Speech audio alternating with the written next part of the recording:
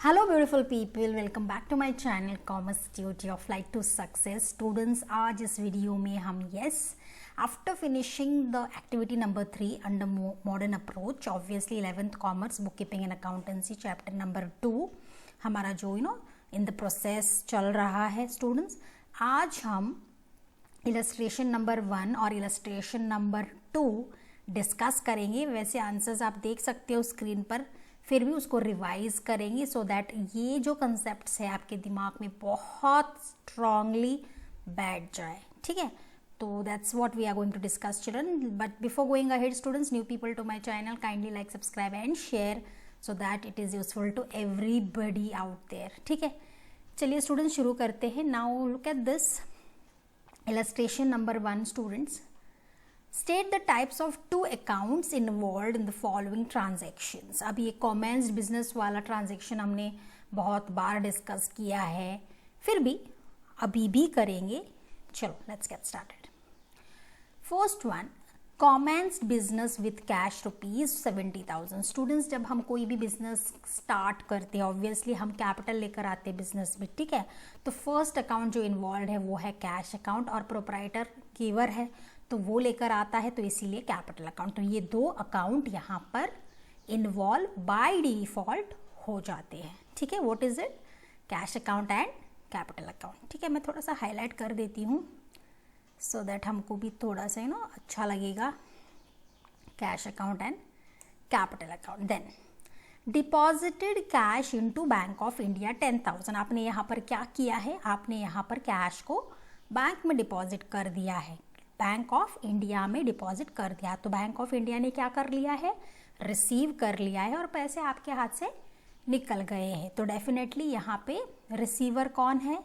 Bank of India. इसीलिए हम first account involve है बैंक ऑफ इंडिया अकाउंट, और सेकेंड कैश गोज आउट, तो cash account is the second account.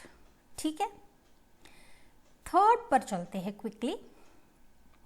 Withdraw cash from bank of India for office use 5,500। Students, यहाँ पे आपने withdraw किया है, मतलब पैसे निकाला है बैंक ऑफ इंडिया से आपके पर ऑफिस यूज़ के लिए, sorry not personal, office use के लिए 5,500। ठीक है, जब आप विड्रॉ करते हो कैश तो डेफिनेटली कैश आता है, कैश कम्स इन, तो cash account is the first account which is involve. और दूसरा है किससे आपको ये कैश मिला है? Who is the giver? यहाँ पर गिवर है बैंक ऑफ इंडिया, इसीलिए Bank of India is the second account involve.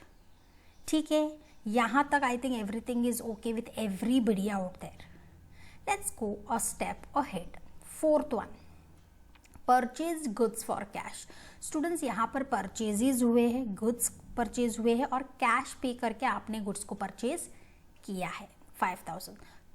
तो अगर यहाँ पे मशीनरी होता तो डेफिनेटली मशीनरी अकाउंट होता, लेकिन यहाँ परचेज गुड्स है, कॉमनली यूज किया है गुड्स से, तो first account, it is an expense, right? तो परचेज गुड्स में फर्स्ट अकाउंट इन्वॉल्व है हमारा परचेज अकाउंट, और दूसरा आपने गुड्स को परचेज तो किया, हाथ से पैसे निकल गए, so you paid for it, है ना? तो cash goes out, so second account is cash account. इस तरीके से अगर आप समझोगे, लिख के प्रैक्टिस करोगे, so definitely you will not make any mistakes childrens, take a word from मी।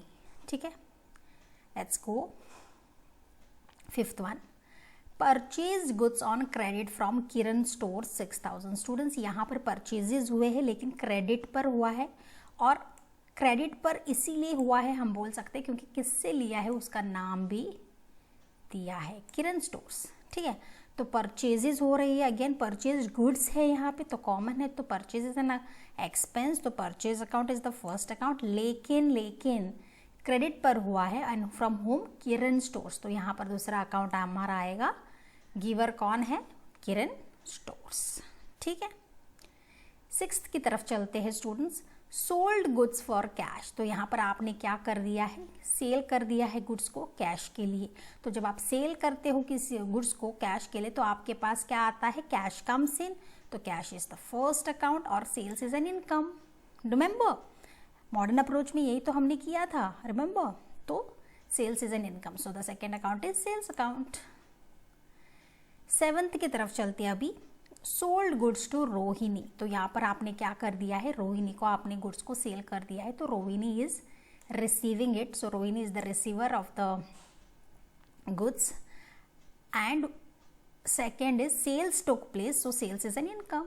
तो दो अकाउंट जो इन्वॉल्व है, एक है रोहिणी अकाउंट, दूसरा है sales account. As simple as that. Next is received dividend 4500. जब हम डिविडेंड रिसीव करते हैं तो हमारे पास बाय डिफॉल्ट आ जाता है कैश. What comes in?